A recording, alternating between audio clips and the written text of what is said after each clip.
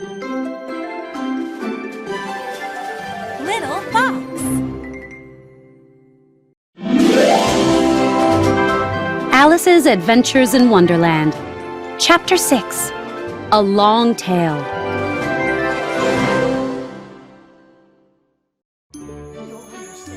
After the prizes were given out, it was time to eat them. Alice did not eat her thimble, of course, but the other creatures ate their candy. The large birds complained that the candy was so small they couldn't taste it. The small birds coughed and choked on their candy because it was so large. But after a while, everyone settled down. The creatures sat in a circle and begged the mouse to tell them his story. You promised to tell me about your family, Alice said. And why you hate C and D. She didn't say cats and dogs. She didn't want to upset the mouse again. Mine is a long and sad tale, The mouse began. Alice studied the mouse's body. You definitely have a long tail, but I don't understand why it's sad. No, not my tail. The mouse said impatiently. My tail, as in story. He went on talking. Meanwhile, Alice kept thinking about words that sound alike but have different meanings. Now, do you understand why I don't like cats? The mouse said to Alice. What? Alice looked at him and blinked. You weren't paying attention. The mouse said angrily. I don't know why I bothered telling you this story. He started to walk away. Alice felt bad that she had upset him again. Please, come back and repeat your story. She called after him. I promise to listen to every word this time. Yes, please do come back! All the others said together. But the mouse only shook his head impatiently and walked faster. What a pity he wouldn't stay. The parrot sighed. I wish Dinah was here. Alice said. She would fetch him for us. And who is Dinah, if I may ask? The parrot said. Dinah's my cat. She's so good at catching mice.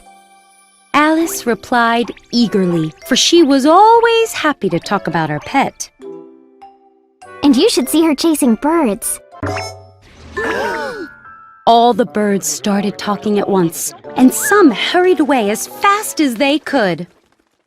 One old magpie began wrapping himself in a scarf. I really must be going. This air is bad for my throat. A canary called out in a trembling voice to her children. Come away, my dears. It's time for us to go home.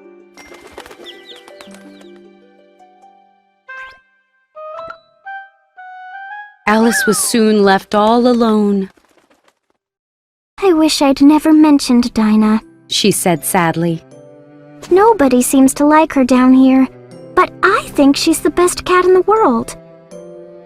Oh, Dinah. I wonder if I'll ever see you again. Poor Alice began to cry because she felt so lonely and sad. In a little while, however, she heard footsteps. She looked up eagerly, hoping that the mouse had changed his mind and was coming back. But once again, it was the white rabbit.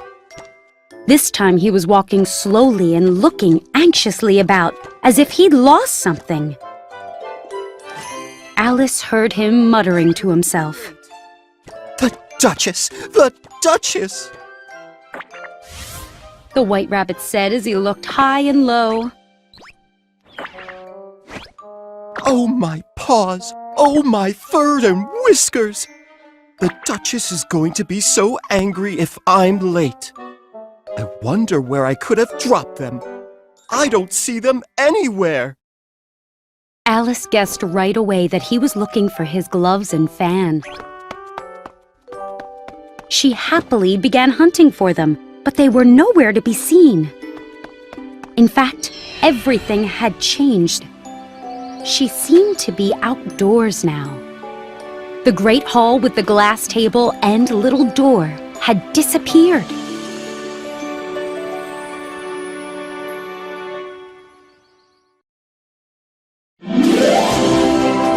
Alice's Adventures in Wonderland, Chapter 7, At the White Rabbit's House.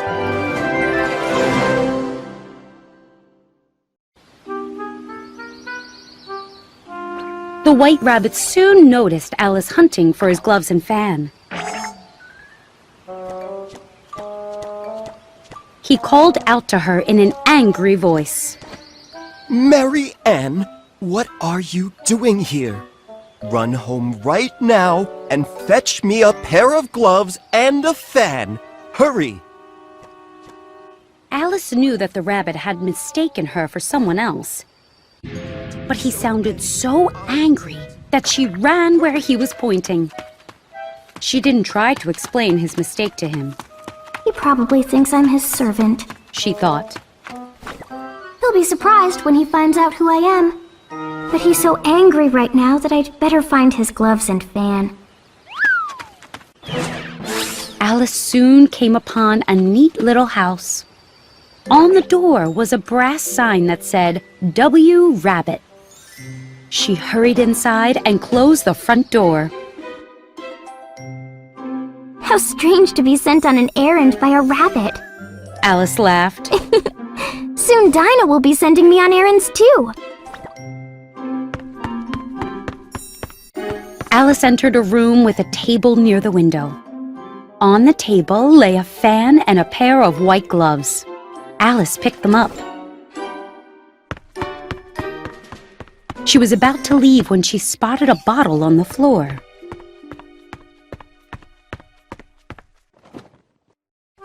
This time there was no label saying "Drink me," but Alice uncorked the bottle anyway. Whenever I eat or drink anything today, something interesting happens, she thought. She took a sip. I hope this will make me grow again because I'm tired of being so small. That is exactly what happened, and much faster than Alice expected. Before she had drunk half the bottle, her head was pressing against the ceiling. She quickly put down the bottle. That's enough. I hope I won't grow anymore because I can't get out the door. I wish I hadn't drunk so much. But it was too late for that. Alice went on growing and soon had to kneel on the floor. In another minute, she had to lie with one foot up the chimney. She stuck one arm out the window. There's no more room for me, Alice wailed. Luckily, she stopped growing. But she was very uncomfortable being squashed inside the White Rabbit's house. It was much nicer at home, Alice said. I wasn't always changing size, and mice and rabbits weren't ordering me around. I wish I hadn't gone down that rabbit hole. And yet, this is quite an adventure. I used to think fairy tales weren't real. And now I seem to be in the middle of one. Maybe someone will write a book about me. Suddenly, Alice heard an angry voice outside. Mary Ann, where are you? The White Rabbit called.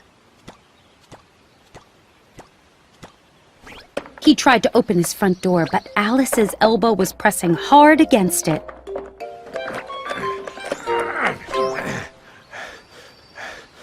Then I'll go through a window, The White Rabbit said.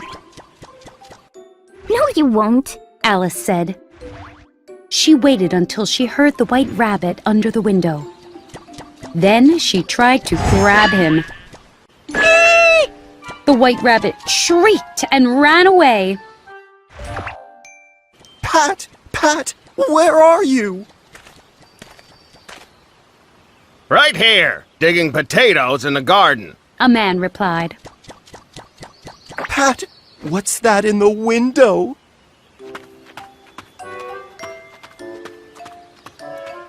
There was a pause while the gardener looked at the house.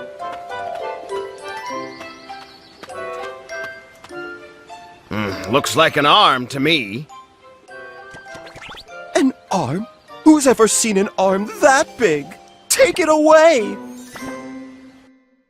Alice waved her arm around and heard some whispering. Then all was silent for a while, until a crowd began gathering under the window.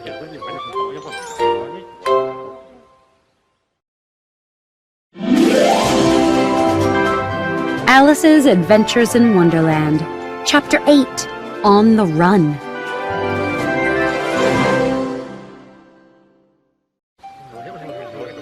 Friends of the White Rabbit had come to help him get rid of Alice. Alice couldn't see how many creatures had gathered under the window, but she could hear them. Send someone down the chimney! One voice cried. Pull the arm out the window! Another voice cried. I wish they could pull me out the window. Alice said to herself. I don't want to stay here any longer. She heard more mumbling, and finally the White Rabbit spoke. Good! He said.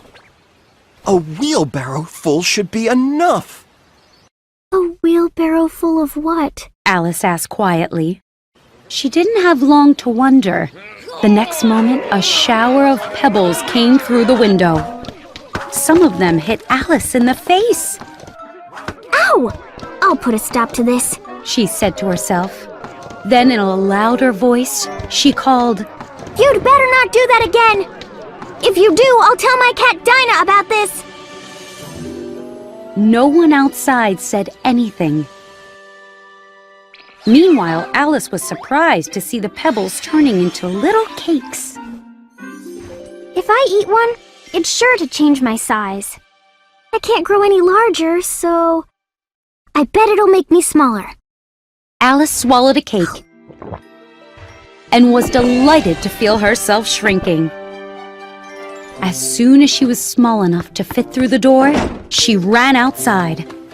A crowd of birds and animals immediately rushed at her.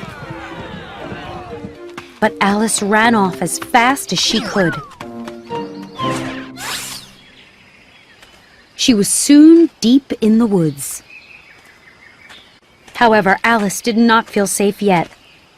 As she was searching anxiously among the trees, she heard something bark. Alice looked up and saw an enormous puppy staring back at her. It stretched out a paw, trying to touch her. Oh, you poor thing, Alice said in a kind voice. Maybe if she gave it a pat, it wouldn't eat her. But the puppy wouldn't approach her even though she was only 3 inches tall. Perhaps it would play fetch. Alice picked up a stick, and the puppy yelped with delight. It charged at Alice, who ran behind a bush. When Alice appeared again, the puppy rushed at the stick and tumbled head over heels.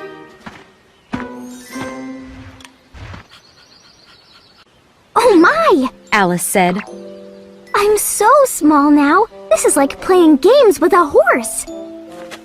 At any moment, she expected the puppy to crush her. But now it was running back and forth, barking wildly.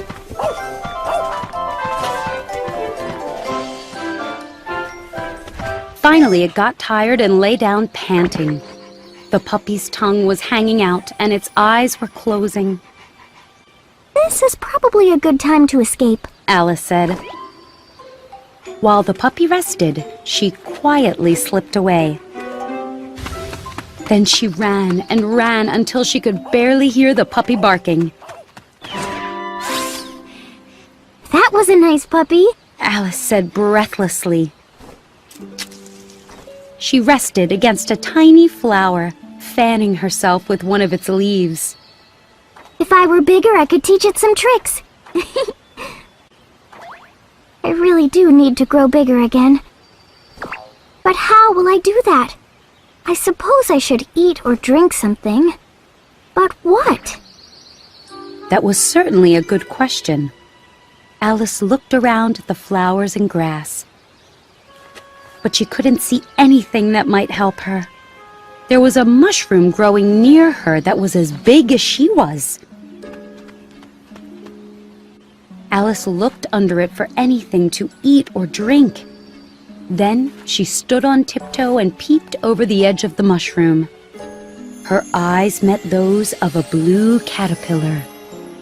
He was sitting quietly on top of the mushroom with his arms folded.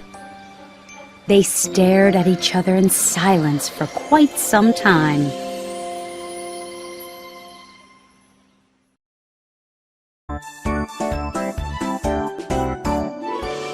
Little